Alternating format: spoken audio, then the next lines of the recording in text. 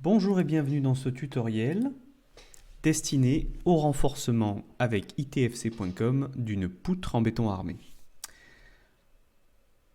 Voici nos données d'entrée. Il s'agit donc d'une poutre que l'on suppose de section 300 mm de large par 500 mm de haut, supportant une dalle donc avec une table de compression de 180 mm d'épaisseur.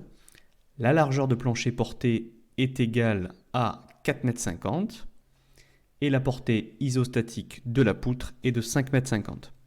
Nous avons un béton de résistance FCK égale 25 MPa et nous avons 5H16 en fibre inférieure de la poutre de nuance B500B avec un bras de levier depuis la fibre supérieure égal à 450 mm.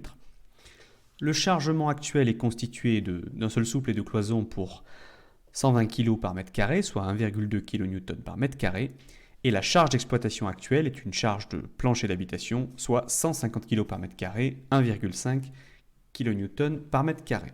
L'objet du renforcement est de porter la capacité portante à 4 kN par mètre carré au lieu de 1,5. Voici le calcul des moments fléchissants. Donc nous avons une charge linéairement répartie sur la poutre de 28 kN par mètre, ce qui nous donne un moment dû aux charges permanentes de 105,9 kN/m, une charge d'exploitation répartie de 6,75 kN/m, soit 25,5 kN/m de moment à mi-travée, et un moment ultime, un 35G plus un 5Q égale à 181,1 kN/m. Ça, c'est pour l'état existant. On fait un petit calcul de coin de table pour vérifier les données d'entrée. En faisant un calcul approché, je trouve qu'il me faudrait 10,2 cm² d'acier. J'en ai 10,05 avec les 5H16, l'ordre de grandeur est le bon. Tout va bien, a priori cette poutre a été correctement dimensionnée à sa conception. On passe à l'état projeté, dans lequel donc la charge d'exploitation passe de 1,5 à 4 kN par mètre carré, ce qui nous fait 18 kN par mètre de charge linéique, et donc un moment dû aux charges d'exploitation qui passe à 68,1 et un moment ultime qui passe à 245 kN/m, soit une augmentation globale des charges ultimes de 35%. Dans cette nouvelle étape, je vérifie évidemment la conformité avec le domaine d'emploi des renforcements composites, la vérification à la rupture. Je vous renvoie à notre premier tutoriel dans lequel j'explique un peu plus précisément de quoi il s'agit. On fait la vérification, on trouve un ratio de 0,72 pour 0,63. Nous avons donc le droit de renforcer avec du carbone au sens de l'avis technique du CSTB et nous allons pouvoir passer sur ITFC. Il va sans dire que lorsque nous parlons d'une poutre, il ne s'agit pas que de vérifier la flexion. Cet exemple sera filé dans un tutoriel suivant où nous allons nous occuper de l'effort tranchant. Je vous inviterai à le regarder. On repasse donc sur ITFC. Je reprends le projet que j'avais créé dans le tutoriel précédent. Je vais ajouter donc une poutre. Il s'agit donc d'une poutre en T que je vais appeler poutre courante.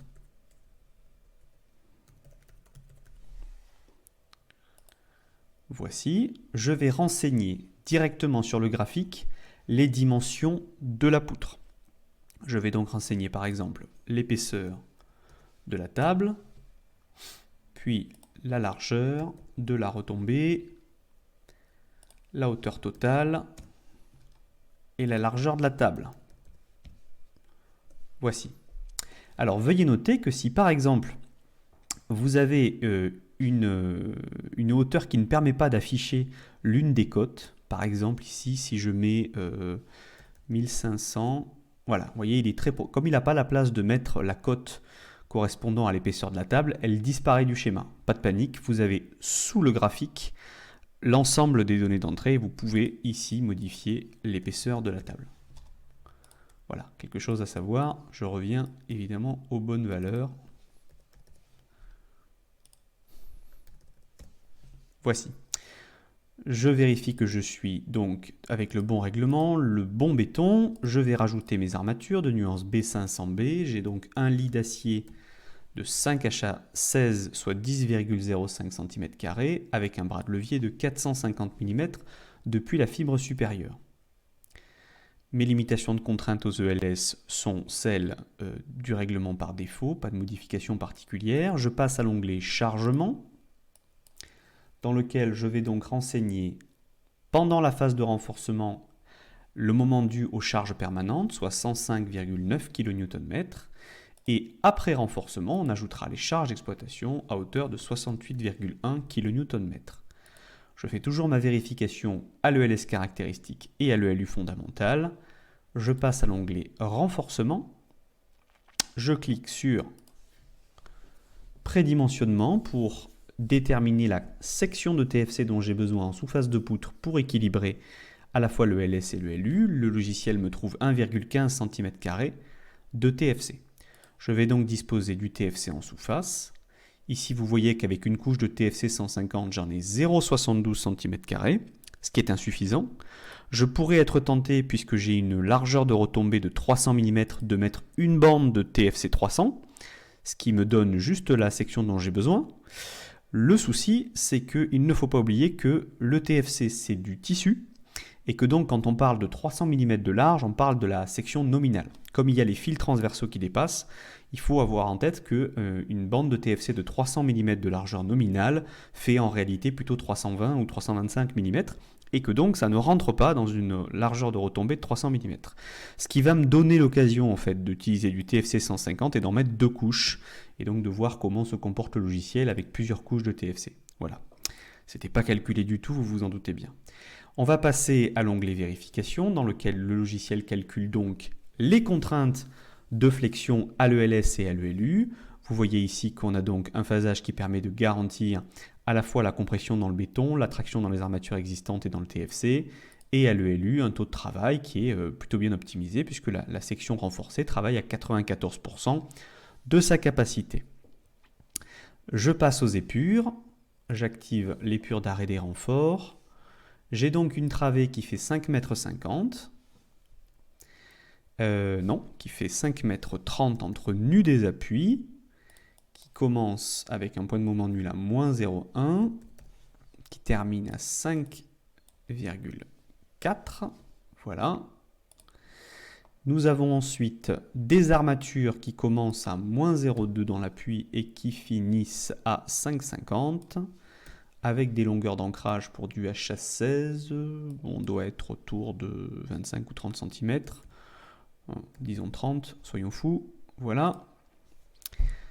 Et donc nous avons ici le tracé de la courbe de moment sollicitant. Donc je vous rappelle que la courbe que nous introduisons est la courbe en pointillé et que le logiciel détermine automatiquement la courbe décalée en bleu plein en décalant cette courbe de 0,8H.